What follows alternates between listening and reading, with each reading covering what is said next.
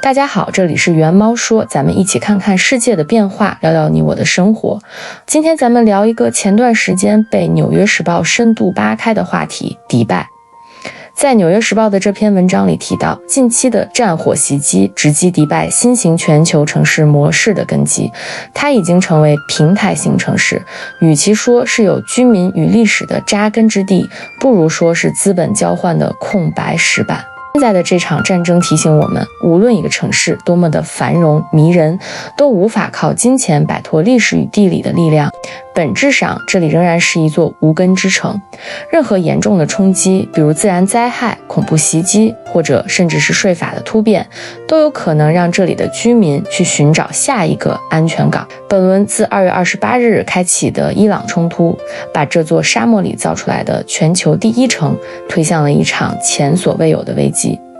今天我们就来借着这篇文章聊一聊迪拜到底是怎么从无税、无政治、无风险的商业神话，变成了现在这样一个一碰就碎的玻璃城。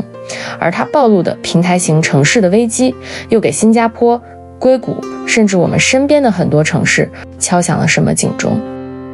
时间先回到2026年的2月28号，那天晚上，迪拜的夜空第一次被导弹和无人机的呼啸声划破。伊朗一口气砸过来了260枚导弹、1500架无人机，而目标也很明确，不光是以色列，也不光是美军基地，还包括了迪拜，这个被全球资本捧为中东瑞士、全球避风港的地方。迪拜国际机场是全球最繁忙的航空枢纽之一，航站楼被碎片砸出窟窿，浓烟飘了好几天，2万多名旅客滞留在机场。迪拜的人设是中东的安全岛，不管中东打成什么样，它都能独善其身。所以有钱人会来这里避税避险，而企业会来这里设区域总部，游客也会来这里看一看哈利法塔。但是这整个商业模式其实都必须建立在绝对安全这4个字上。结果呢，一颗导弹就把这个神话炸得稀碎。最先跑的就是有钱人，对冲基金经理、律所的合伙人、跨国公司的高管，还有那些身价千万上亿的富豪。据说包机的价格从平时的几万美金暴涨到了25万、30万美金，但依然一票难求。有数据说，迪拜现在有8万1000名百万富翁，这些人去年还挤破头的往迪拜跑。2025年有9800名百万富翁带着630亿美元涌入了迪拜，他把它捧成了世界第1大富豪流入地。可是战争一打响，他们的忠诚度瞬间归零。对于资本来说，和平时期低税收、低监管是香饽饽，但是战争时期命比钱重要，他们要的不是迪拜，而是安全和赚钱。一旦安全没有了，迪拜对他们来说就是个随时可以抛弃的临时落脚点。高盛、花旗、渣打这些大投行，要么让员工居家办公，要么直接撤办公室。家族办公室、私人银行的客户疯狂打电话，帮我把钱转去新加坡、香港、伦敦。1周之内，迪拜楼市成交量直接腰斩，从每天的800套跌到23套。这不仅仅是腰斩啊，几乎归零啊。这就是流动性的忠诚，你给我好处我就会来，你有风险我会立刻走。而且有一个扎心的现实，就是伤亡名单里出现的都是底层劳工。伊朗袭击到现在，阿联酋官方确认的平民死亡是4人，而这4个人里没有一个是本地人，也没有一个是富豪，全部都是南亚来的外籍劳工。巴基斯坦的穆里布扎曼在阿联酋干了8年的体力活，被导弹碎片砸中，不幸遇难。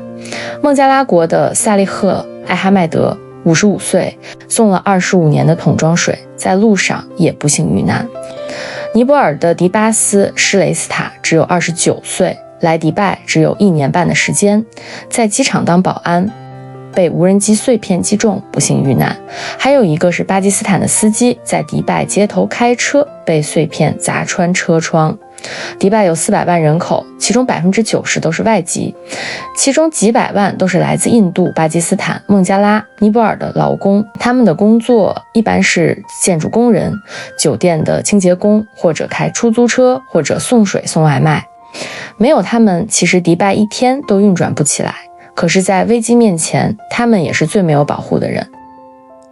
富豪们有私人飞机或者可以包机离开，但是这些劳工却住在拥挤的劳工营，他们的生活甚至是生命在迪拜的繁华叙事里从来都是隐形的。这就是迪拜最残酷的真相，他用底层劳工的血汗撑起了上层精英的奢华，而当风险来临时，最先被牺牲的还是这些底层的劳工。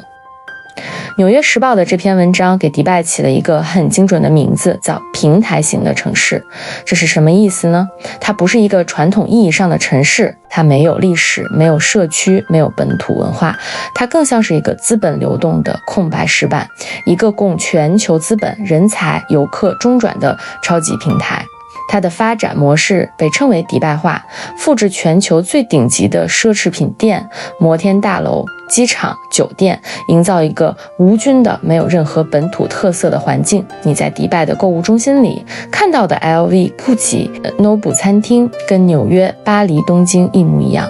它的逻辑也很简单，我并不生产任何东西，我只做链接全球的资产，链接人才、物流和信息。我依靠零税收、宽松的监管还有高效的航空，能够把全世界的资源吸引过来，再转出去。听起来非常的厉害，但是这种模式天生就带着3个致命的缺陷。首先，迪拜的核心竞争力是无税、中立和安全，可是这些东西别人也能够提供。沙特的利雅得、卡塔尔的多哈，甚至埃及的新首都都在抄迪拜的作业，建摩天大楼，搞免税区，吸引外资，挖富豪。2025年，迪拜吸引到了9800名百万富翁，可是利雅得、多哈也没有闲着，用同样的政策在抢人。对全球的精英来说，迪拜、利雅得、多哈本质上并没有区别，都是临时的落脚点，都是赚钱的工具。今天你安全，那么我就在这里；明天你不安全，我可以立刻去隔壁。迪拜没有任何的不可替代性，它不是纽约，也不是伦敦，更不是巴黎。那些城市有几百年的历史、文化、社区根基，有让人愿意留下来，甚至为之战斗的归属感，而迪拜并没有，它就是一个可随时替换的品牌。根据领英的数据，迪拜是全球第2大人才流入地，可是这里的人真的有归属感吗？99%的人会说，不，我是英国人，我是印度人，我是中国人，我是俄罗斯人，我只是在这里工作和赚钱。迪拜的身份体系是临时签证体系，富豪拿的是投资签证，高管拿的是工作签证，劳工拿的是劳务签证，没有几个人能真正的拿到阿联酋的国籍，更没有几个人会把这里当成家。他们在这里买豪宅、开豪车，享受奢华的生活，但是其实他们心里也很清楚，这里只是一个旅居地，一旦有风吹草动，他们随时可以走。没有归属感就没有守护欲。当纽约遇到911，伦敦遇到空袭，巴黎遇到骚乱，当地人都会站出来守护自己的城市。可是迪拜遇到这样的危险，大家想的第一件事却是怎么离开。迪拜的经济90%都依靠外部，外部的资本、外部的人才、外部的游客、外部的订单。它自己并不产石油，石油只占 GDP 的5%，它没有农业，也没有重工业，连淡水都要依靠海水淡化。它的繁荣完全建立在全球稳定的基础上。疫情的时候，它已经受过一次伤，当时游客暴跌，航空暂停，楼市也在暴跌。不过那几年虽然很困难，也只能算是经济的停摆。但是这次不一样，是安全根基的崩塌。全球最核心的底层逻辑安全被打破，整个平台就会瞬间消失，资本和人才都在跑，游客也不敢来，航空枢纽功能性失灵，而楼市和金融也显得风雨飘摇。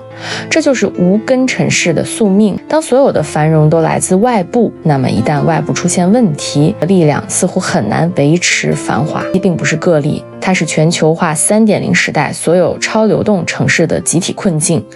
纽约时报把它上升到了一个哲学高度，马克思笔下的劳动异化升级成了空间异化。什么是空间异化？就是人们创造了一个又一个迪拜式的城市，没有历史，没有社区，没有本土文化，只有资本、效率和流动。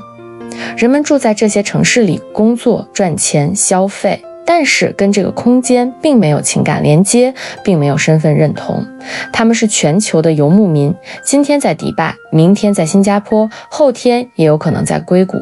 他们在虚拟的社区里找到归属感，在社交媒体上刷存在感，但是在现实中却是无根的人。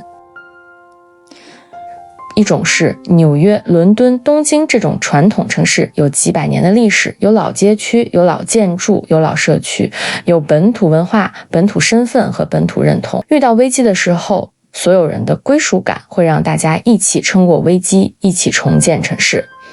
而另一种则是迪拜、新加坡这样的流动性城市，他们的历史很短，甚至没有历史，一切都为资本、为效率和为流动性服务。他们的居民有一半以上都是外籍，没有本土认同，而一旦遇到危机，这些人的第一反应可能就是离开。纽约时报说得很狠，迪拜是沙漠里的迪士尼，它制造了一个完美的、奢华的、无菌的童话世界，但是这个世界并没有灵魂。当战争、疫情这种系统性的风险来临时，它无法激发人们的守护欲。谁会为一个迪士尼乐园拼命呢？迪拜的危机本质上是全球化 3.0 时代的身份焦虑。在过去的几十年，人们追求全球化、流动性和无国界。人们相信资本、人才、信息可以自由的流动，世界也会越来越平面化。人们建造了一个又一个的无根之地，像迪拜这样看起来不属于任何文化、不存在任何历史、只属于资本的城市。但是人们可能忘了，根本的需求之一就是归属感。人们需要扎根在一个地方，有历史、有社区、有亲人，更有身份的认同感。当人们用资本去建造一个又一个的无根之地时，这也许也在亲手摧毁自己的根。纽约时报在这篇文章里也提到了新加坡。新加坡似乎是最像迪拜的城市，同样是用低税收、低监管来吸引全球的资本和人才，并且经济主要依靠外部，本土的人口少，居民大多是外籍，本土认同薄弱，整个国家就是一个平台型的城市。新加坡一直标榜着中立、安全，但是它地处马六甲海峡，地缘风险一点也不比迪拜小。一旦区域冲突爆发，新加坡的安全神话也有可能并不安全。其实虽然纽约时报的这篇文章拿新加坡和迪拜做了对比，但是说实话，我觉得新加坡比迪拜还是要不一样的，因为至少新加坡人家有 69% 是本地人，是吧？而迪拜只有 10%。而且新加坡不能算是没有历史、没有本土文化，实际上新加坡的教育应该说是很强调归属感，很强调本土文化的一种教育。当然，作为亚洲的一个重要的金融中心，新加坡确实是吸纳了全世界的资本和人才。那这一部分人才咱不说，但这一部分资本对新加坡确实可能也没什么归属感。人家是过来避税的，人家不是来给你当军费的。纽约时报还提到了硅谷，把硅谷比作是科技版的迪拜。硅谷依靠全球资本、全球人才来支撑，并没有本土文化，只有科技、资本和效率。工程师和投资人都来自全世界，都是临时居民。一旦科技周期下行，地缘冲突加剧，虽然在硅谷地缘冲突加剧的可能性并不大，是吧？但是科技周期下行是完全有可能的。一旦科技周期下行，那么资本和人才也不一定会愿意留在那里。是类似的城市还有香港、上海和深圳，这些越来越全球化、流动化的城市都在走迪拜的这条路，追求效率，追求资本，追求流动，但是却忽略了根的重要性。其实这么说也有点绝对，因为你如果从第一代移民的角度来看，那当然这些城市不是他们的根，不是他们的归属感所在，但是第二代移民，就是说第一代民生下来的孩子从这里土生土长长大的人，那些移民他本身对这些地方就有了一定的归属感啊，那你就是他们的家呀。当然这么一说，迪拜还是太特殊了，是吧？就是在所有的这些城市或者国家当中呢，迪拜阿联酋的国籍恐怕是最难拿的，90%的人拿的都是临时身份，那这怎么可能有归属感呢？这就是经过多少代也不会有归属感呀。在这里所列举的其他的城市或者国家中，也基本没有这样的情况呀。别的不说，咱们就说香港或者上海人，港和上海人不能说没有本地人吧，而且其实你就是再往上挖，纽约、伦敦这样的城市，特别是纽约，当年它不也是一个港口城市吗？也只不过它的时间稍微久一点，它经历了几百年。那迪拜或者深圳到现在只有几十年，它如果几百年没有战争，几百年几代人积累下来，那情况可能就又不一样。不过当然，几百年没有战争的可能性有多大，这就是另外一个话题。从目前来看，以现在已有的历史来看，咱不看以后，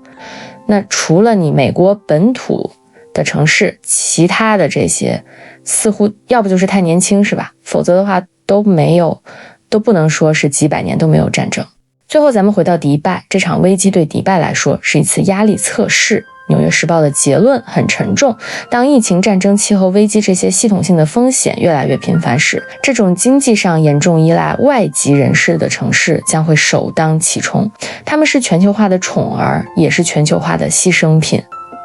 好了，以上就是本期的全部内容。如果您觉得本期内容有所帮助，那么欢迎点赞、订阅和转发我们的频道。我们下次再见。